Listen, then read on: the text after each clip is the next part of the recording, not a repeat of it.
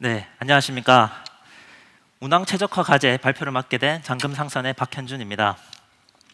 오늘은 적화 계획 사례를 가지고 최적화 문제를 어떻게 도입했는지를 설명드리도록 하겠습니다.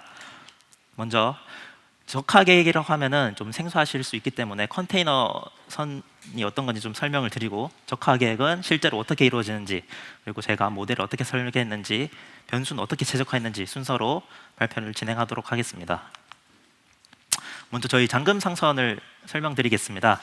직원과 선원은 약 5,300명 정도가 있고 34개국의 법인과 사무소를 보유하고 있습니다. 그리고 메인 포트들은 60개 정도 항구를 기항하고 있습니다. 오늘 설명드릴 주제는 이제 최근에 좀 들어보셨을 호르무즈 해협 같은 경우는 이제 원유선에 해당되고, 제가 오늘 설명드릴 주제는 컨테이너 선박입니다. 컨테이너 선박 같은 경우는 바다에서 움직이는 3차원 창고라고 볼 수가 있습니다. 가로, 앞뒤로 베이라고 표현을 하고, 좌우, 세로라고 표현하는 로우가 있고, 수직으로 표현되는 티어가 있습니다. 그래서 약 8,000 TU 선박 같은 경우는 30개의 베이, 그리고 16개의 로우, 수직으로 18개 정도의 층을 가지고 있습니다. 한 층은 보통 272의 길이를 가지고 있고 폭은 42m 정도가 됩니다. 그러면 축구장 약 3개를 합친 정도의 넓이의 컨테이너를 배치하는 게 저희 핵심 문제이고요. 그 중에 컨테이너 종류를 좀 설명드리면은 크게 4가지로 볼 수가 있습니다. 일반적으로 제일 많이 쓰는 컨테이너가 좌측 하단에 있는 드라이 컨테이너입니다. 작은 물건들이나 이런 것들을 다 포장해가지고 이 화물에 컨테이너에 선적해가지고 나르기 때문에 한 90% 이상의 화물이 지금 드라이 컨테이너에 들어가게 되고요. 그리고 한 5%, 7% 정도는 과일 같은 이제 수분이나 온도에 좀 예민한 상품들은 냉동 컨테이너를 통해서 운반을 하고 있습니다. 그리고 뭐 포크레인이나 뭐 자동차, 뭐 나무 같은 좀 규격이 큰 컨테이너들은 이제 위에가 뚫려 있거나 좌우 모두 개방되어 있는 특수 컨테이너를 이용해서 선박을 운항을 하고 있습니다. 그래서 예로 이번에 보여드릴 서비스는 저희 한국 부산부터 시작해서 상해, 홍콩을 거쳐서 카라치까지 가는 서비스인데, 보통 4개에서 10개 정도 항구를 기항하게 됩니다. 그리고 그 항구에서 모든 항구에서 선적과 양화가 동시에 이루어지고, 이제 배가 한번 붙게 되면은 뭐 적게는 수천만 원에서 억 단위까지 비용이 발생하기 때문에 선사에서는 최단 시간 안에 부킹 받아온 물량을 최대로 선적하는 게 메인 목표입니다. 그 중에서도 배가 이제 안전하게 운전해야 하기 때문에 필수 조건을 지킨다든지 뭐 규격을 지킨다든지 배가 이제 전복되지 않게 밸런스를 지키는 것도 중요한 업무입니다. 그래서 이건 하나의 이제 실제 플래너가 작업한 이제 계획입니다. 여기 보시면은 작은 셀들 하나하나가 전부 다 컨테이너 한 개가 들어갈 수 있는 자리를 뜻하고요. 지금 같은 경우는 약 8,000개의 셀이 있습니다. 사람이 작업할 때는 이렇게 좌우 균형도 맞추고 중간에 특정 구역이 몰리지도 않고 퍼뜨려하는 문제가 있습니다. 그러니까 언뜻 보기에는 이제 뭐 색깔별로 이제 구역이 다른 건데 나눠가지고 좀 예쁘게 선적하면 되지 않겠냐라고 볼 수가 있지만, 실제 업무 레벨까지 들어가면은 좀 까다로운 부분들이 많습니다. 예를 들어서 좀 더 컨테이너 종류를 자세히 보면은 크게 20피트와 40피트가 있습니다. 20피트는 40피트는 20피트의 길이 딱 정확히 거의 2배 되는 사이즈고, 하지만 40피트 위에는 20피트 선적이 될 수 없고, 20피트는 정확하게 위치가 맞으면 위에 40피트를 선적할 수도 있습니다. 그리고 일반 컨테이너보다 조금 더 30.5cm 정도 큰 하이큐브라는 컨테이너가 있는데, 이런 컨테이너들은 몰아서 선적하게 되면 이제 셀을 침범하기 때문에 공간이 죽어버리는 경우도 생깁니다. 그리고 컨테이너를 운송하다 보면은 풀과 MT가 있는데, 풀은 이제 가득 차 있는 컨테이너 말하고, MT는 아예 빈 컨테이너를 뜻합니다. 화물이 이제 지역마다 불균형이 이루어지기 때문에 MT를 공급을 해줘야 거기 가서 또 영업을 해서 나를 수가 있기 때문에 동시에 이루어지고 있습니다. 그리고 아까 잠깐 말씀드린 냉동 컨테이너 외에도 이제 위험물이나 규격을 초과하는 이제 이런 컨테이너들이 있기 때문에 모든 조건을 만족하면서 문제를 풀어야 되는 상황입니다. 실제 작업자들이 플랜을 세울 때는 크게 이런 식으로 구성을 합니다. 먼저 특정 베이마다 어떤 화물을 구성할지를 가이드로 잡아놓고, 그다음 그 베이 안에서 블럭을 나눠가지고 항구별로 어떤 항구들을 뭐 가운데 선적할지, 양옆으로 뺄지, 아니면 가파 밑으로 내릴지 정하는 블록 배정하는 작업을 하고, 그 다음에 이제 슬로 플래닝까지 가서 정확히 위험물은 몇 번 셀에 넣을지, 냉동 컨테이너는 위치가 플러그 어디 있기 때문에 이 위치에 넣을지, 그 다음에 위험물 같은 경우는 얼만큼 떨어뜨려야 될지를 이 3번 단계에서 사람이 수작업을 하고 있습니다. 그리고 이렇게 작업이 다 완성되고 나면은 실제로 이렇게 출항해도 되는지 터미널이랑 확인하는 작업을 반복적으로 거치면서 최종적으로 안정적으로 결과가 나오게 되면은 그대로 배가 출항하게 됩니다. 그래서 이 문제는 수천 개의 컨테이너를 이제 수십 가지 규칙을 동시에 만족해야 하면서 풀어야 하기 때문에 조금 어려운 문제로 볼 수 있습니다. 그래서 8000 TU 선박 같은 경우는 매 항구마다 1000개에서 2000개 컨테이너가 양화와 선적이 동시에 이루어지고 있고, 그 외에도 물리적 제약이나 국제 규정을 따라야 하기 때문에 까다롭긴 합니다. 그리고 뭐 여름, 가을, 겨울마다 계절마다 이제 화물 구성이 달라지기도 하고, 심지어는 지난주에 출발했던 배와 비교했을 때도 모양이 완전 달라져서 작업자들은 그 선적되어 있는 거 보고 좀 유동적으로 풀어야 되는 상황도 있습니다.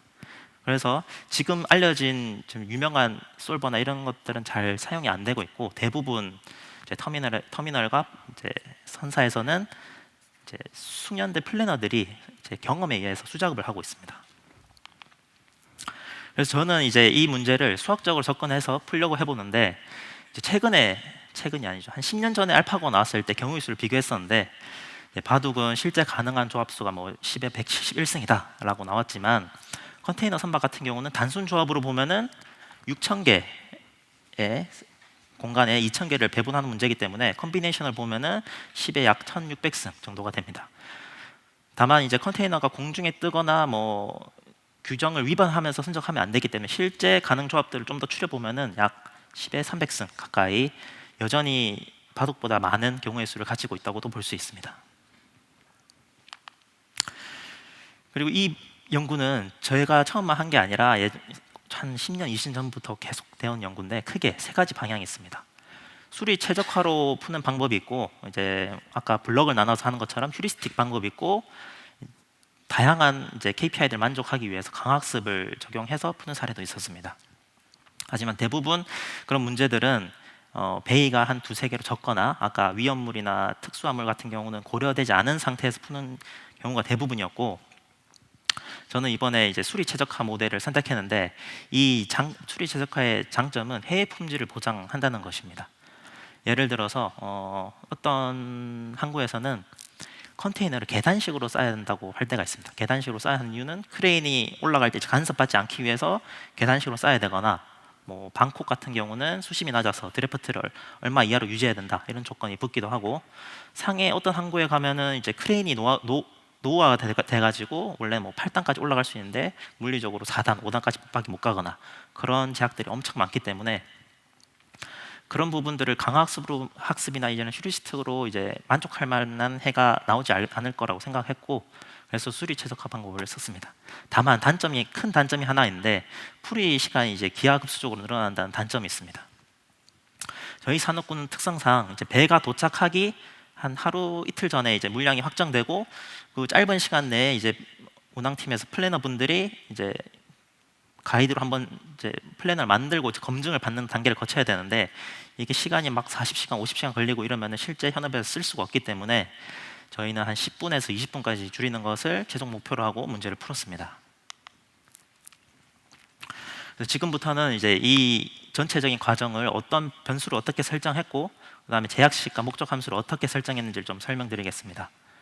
기본적으로 선정량 관련된 변수는 7개 정도로 정의할 수 있고, 그다음에 균형을 감지하는 변수, 그리고 작업 효율성을 측정해서 효율성을 높일 수 있게 측정하는 변수, 그리고 공간을 관리하는 변수. 예를 들면은 이 공간을 비울지 아니면 이제 선적을 해서 아예 데드 스페이스라고 저희는 표현을 하는데, 그 공간에다가 물건을 집어넣게 되면 다른 화물들은 올 수 없는 경우가 많습니다. 그렇게 되면 이미 공간을 잡아먹기 때문에 데드 스페이스라고 표현하고, 그 다음에 배 중간에 보면 해치라고 있는데, 배 뚜껑을 열어가지고 지하에 넣거나 갑판 위에 올리거나 합니다. 그것도 관리하는 변수들도 다 공간 관리 변수로 넣었고, 그리고 특수 화물들을 제어하거나 뭐 타입을 조절하는 파트도 있습니다. 그리고 이 전체 변수들을 조금 푸는데 좀 도움을 주기 위해서 기타 변수, 까지 이렇게 6개 정도 그룹으로 나눴고요. 그 보상은 아주 단순합니다. 아까 메인으로 되는 이제 화물들을 선적하기만 하면은 큰 리워드를 받는 방식이고, 그 다음부터는 이제 효율성이나 뭐 밸런스를 측정해가지고 밸런스가 많이 깨지면은 페널티를 받아서 최종 점수가 작아지는 방식으로 이제 구성을 했고, 최종 목표는 이 보상 합이 최대로 되는 문제를 풀도록 설정했습니다.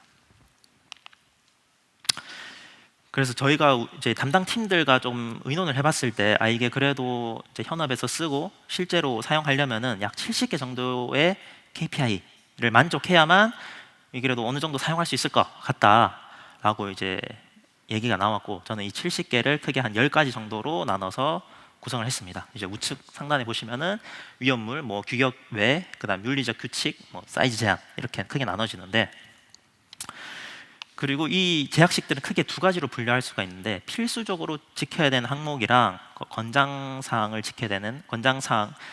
지켜서 뭐 점수를 많이 받는 방식으로 구성할 수가 있습니다.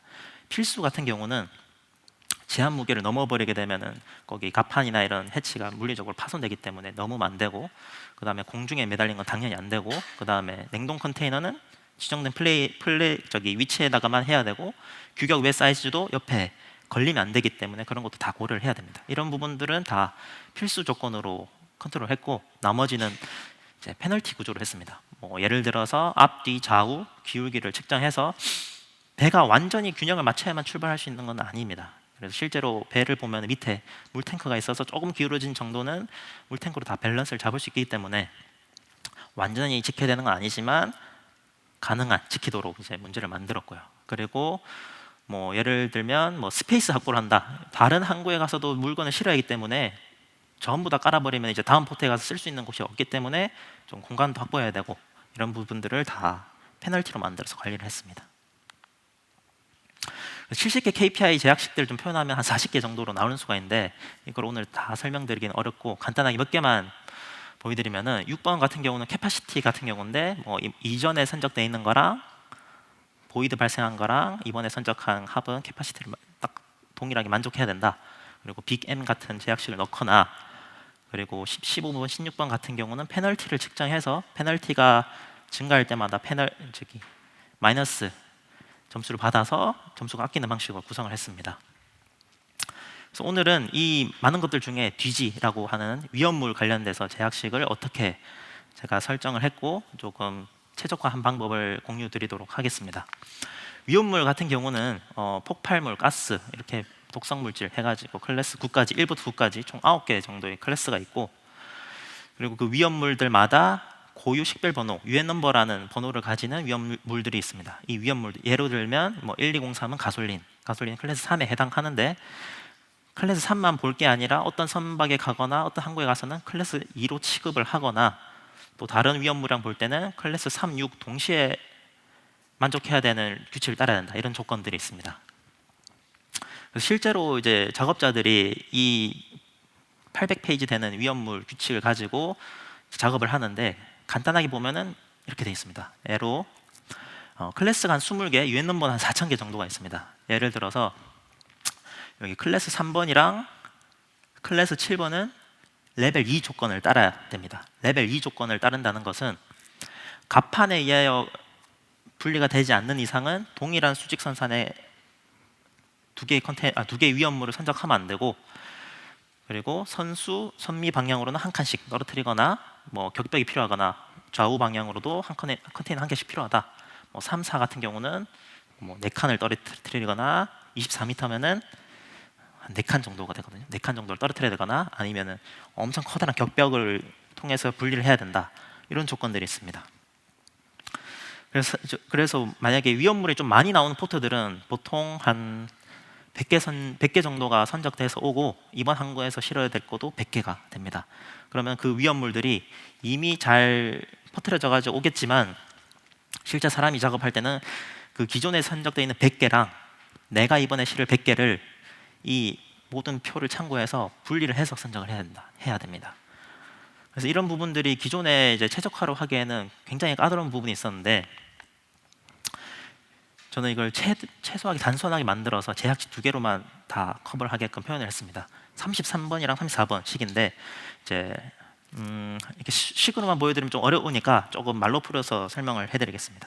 33번과 34번이 그 위험물을 전체 컨트롤하는 제약식이고 35번은 이제 홀드는 갑판 아래를 뜻하는 거고 데크는 위를 말하는 건데 거기 개수를 제한하는 거라 크게는 33번과 34번 이 식으로만 표현했다고 보시면 되겠습니다.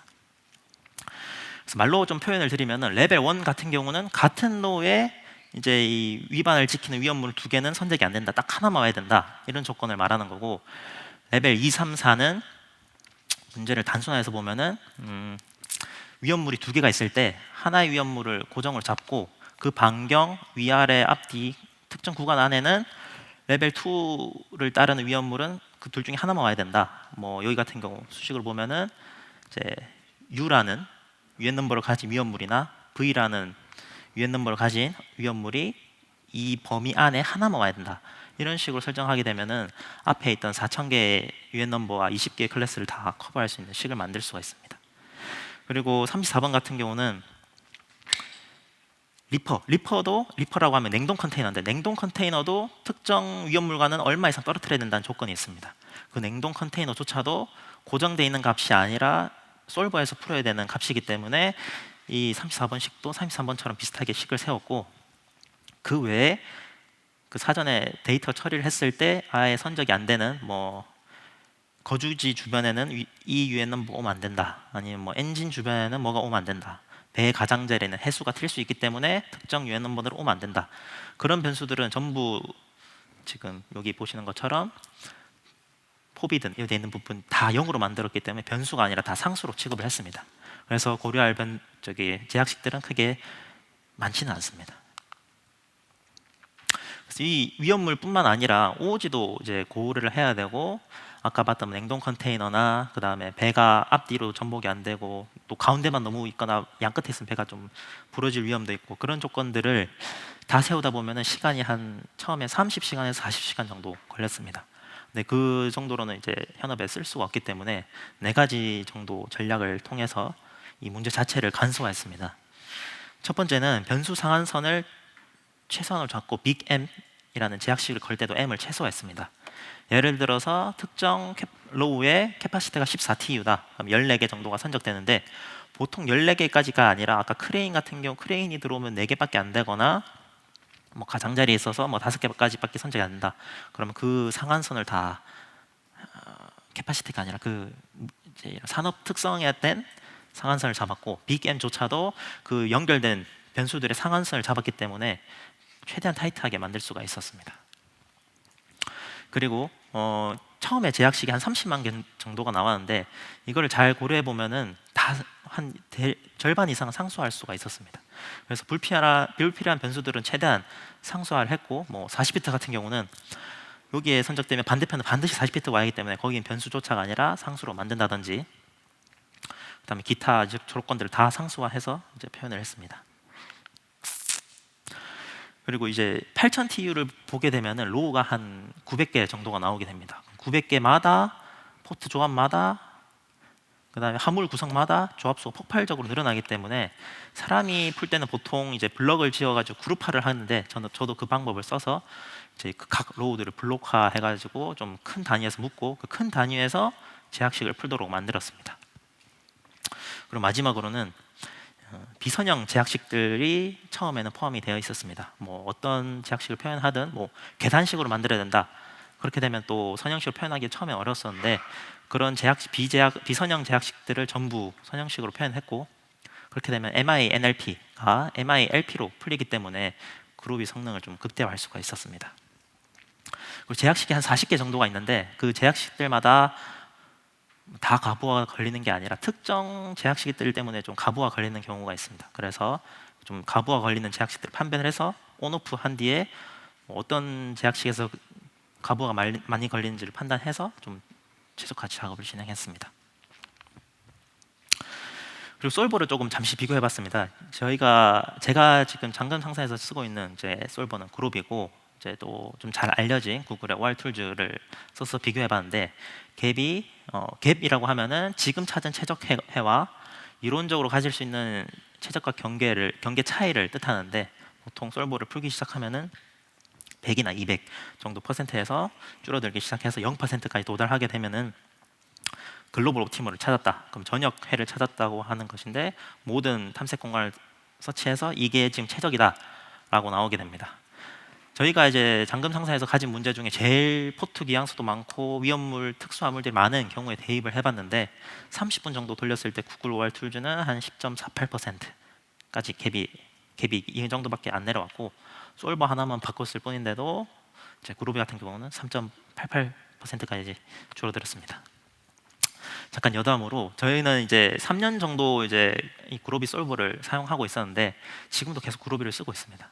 근데 이 제약식을 풀다가 솔버를 바꿨을 때 성능이 얼마나 뭐 낮아지나 아니면 다른 프로그램을 썼을 때는 얼마나 좋아질까 하고 의심을 가지고 한번 트라이 해봤었는데 식 하나만 바꿨다고 이렇게 10% 3%까지 줄어드는 걸 보면은 좋은 것 같습니다. 그래서 뭐 혹시 그루비를 좀 생각해 보시는 분들이 있다면은 시도해 보셔도 좋을 것 같습니다. 그래서 결론적으로 변수 수는 30만 개에서 3만 개로 90% 감소시켰고 제약식은 20만 개에서 7만 개로 감소시켰고 풀이 시간은 처음에 40시간이었는데 우리 저희가 현업에 쓰기 위해서 10분, 20분을 목표로 했지만 지금은 최종적으로 5분, 약 480배까지 줄였습니다. 그리고 일부 쉬운 문제들에 한해서는 30%는 글로벌 옵티머를 찾을 수가 있었습니다. 마지막으로 저희가 푼 문제는 이제 컨테이너를 재배치하는 문제지만 이 산업군을 확대하면은 자원을 재배치하는 모든 분야에 사용할 수 있을 거라고 생각합니다. 저희는 뭐 이번에 컨테이너 배치하는 문제를 예로 들었지만 컨테이너뿐만 아니라 물류, 항공, 이제 뭐 리테일 이런 분야에서도 자원을 재배치하는 문제에서는 어디든 제약식이랑 이제 변수들을 잘 설정하면은 문제를 풀 수 있을 것 같다라고 저는 생각을 합니다. 네. 발표는 여기까지고 혹시 질문사항 있으면 좀 받도록 하겠습니다. 네, 해당 세션 들으시면서 궁금하셨던 내용 있으신 분은 손을 들어주시면 마이크 전달해 드리도록 하겠습니다. 질문 있으실까요? 네, 마이크 전달해 드리겠습니다. 네. 그럼 영업이익이 실제로 그만큼 많이 좋아지죠? 실제로 영업이익이 그만큼 개선되지는 않았고요. 이 솔버 문제고 실제는 지금도 플래너드 분들이 다 작업을 하고 있습니다. 그래서 저희는 이 프로그램을 최적으로 만들어서 가이드를 드리고 플래너 분들이 이걸 보고 조금만 수정해서 바로 선정할 수 있게끔 실제는 지금 1시간에서 2시간 정도 걸리는데 솔버로 풀면 5분 만에 나오기 때문에 이 기본 가이드 되어 있는 그림을 바탕으로 좀 세부 조정을 해서 쓰면 좋을 수 있지 않을까라고 생각을 하고 있습니다. 네. 이런 데서 이제 또 변수가 많이 발생할 수가 있지 않습니까? 많이 발생합니다. 예, 그런 부분에 대해서도 실시간적으로 그런 모니터링을 해서 다시 좀 그 최적화를 또 해서 또 실제 그걸 그 적하게 그 현지 항구의 상황에 맞게끔 최적화를 하시는 경우도 있나요? 네, 그런 방법도 오늘 설명 안 드렸지만 여러 개의 옵션이 있습니다. 예를 들어서 그 상해 같은 경우는 워낙 크다 보니까 크레인이 8개 정도가 준비가 되어 있는데 이번에 뭐 다른 배가 큰 배가 와가지고 이번에 5개밖에 못 쓴다. 그럼 5개로만 작업을 해야 되고 뭐 이번엔 여유가 있어 7개 써도 된다. 그럼 7개 맞게끔 퍼트려서 작업을 하는 방법도 있고 뭐 이번에 크레인 준비가 안 돼가지고 뭐 좀 노후화된 크레인을 써야 되면은 최대 단수를 좀 낮추거나 그런 유동적인 상황도 많기 때문에 그런 부분들은 다 문제를 풀기 전에 옵션을 만들어서 풀도록 하고 있습니다. 네, 마이크 전달해 드리겠습니다. 아까 발표 자료 중에 그 넌리니어 텀이 뭐 목적식이든 아니면 뭐 제약식이든 뭐 있었다고 했는데 그거를 이제 제거를 하셨다고 하셨잖아요. 근데 이제 어떤 부분이 원래 이제 비선형이었고 이거를 이제 어떻게 제거를 할 수 있었는지에 대해서 간단하게 여쭙고 싶습니다. 잠깐만 빠르게 돌아가서 위험물 같은 경우는 이제 33번식이 이제 비선형식이었는데 원래는 선형식으로 바꾼 케이스입니다. 원래는 그 위험물들마다 이 위험물이 왔을 때 반대가 되는 위험물 두 개의 변수가 이제 곱으로 표현해서 하나만 오도록 표현하거나 그런 부분들이 있었는데 잘 정리를 해보면은 하나만 와야 된다. 이 조건은 합을 통해서 1보다 작아야 된다가 되면은 하나만 올 수 있기 때문에 이런 것들을 대부분 선형화했습니다. 또 질문 있으실까요? 네, 중앙에 계신 분 마이크 드리겠습니다. 우선 발표 잘 들었습니다. 감사합니다. 제가 궁금한 부분은 그 KPI 관련된 페이지로 한 번만 돌아가 주실 수 있으실까요? 네. 네, 여기서 죄송합니다. 이 부분인지 어쨌든 리워드 부분인지 제가 첫 번째로 궁금한 부분은 결국에는 각 리워드끼리 상쇄돼서 일어나는 문제들이 있을 거라고 저는 첫 번째로 생각을 하고 있고, 그 다음에 제약 조건 같은 경우에는 지금 이 장표에서 봤을 때는 70개 정도 있다고 제가 이해하면 되는지 우선 궁금합니다.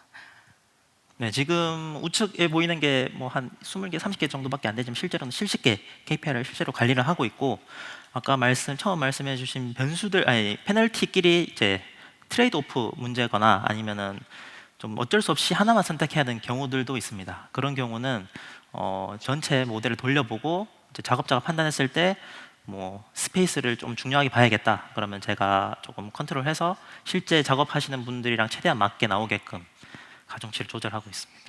네, 감사합니다. 그래서 더 네. 추가로 드리고 싶은 질문은, 지금 제가 풀고 있는 문제 같은 경우에는 제약식이 300개가 넘어가고 있고, 그 다음에 변수도 150개 정도를 다루고 있습니다. 그래서 사실 제가 조금 우려되는 바는 여기서 조금 더 많은 변수나 제약식을 도입을 했을 때에는 문제가 좀 더 어려워질 수 있을 것 같은데, 이 부분에 대해서는 어떻게 문제를 풀면 좋을지에 대한 고민도 좀 해보신 부분이 있으면 공유해 주시면 감사하겠습니다. 제약시 이제 실제 도메인이 어떤 문제를 다루고 있는지는 모르겠지만 저희는 처음에 변수가 아까 한 30만 개에서 3만 개로 줄였고 변수가 30만 개, 그 전에는 100만 개까지도 올라갔었습니다. 하지만 그 대부분 제약식들이 1보다 작다 아니면 뭐 2보다 작다 이런 제약식들 선에서 풀리기 때문에 상한선과 하한선을 좀 타이트하게 잡아가면은 변수가 뭐 100만 개 늘어나더라도 1분 안에 찾는 문제로 바꿀 수 있지 않을까. 그래서 사전에 데이터를 어떻게 정리하고 불필요한 변수들을 상수화하는 게 조금 키포인트이지 않을까 싶습니다.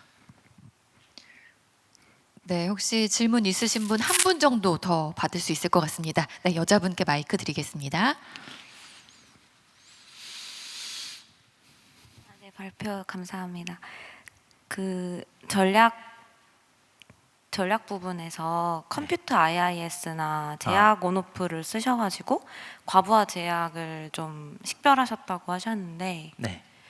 그 과부하 제약이라고 판단하는 기준이 어떻게 되고 저희가 좀 어떻게 적용할 수 있을지 팁 같은 게 있으실까요?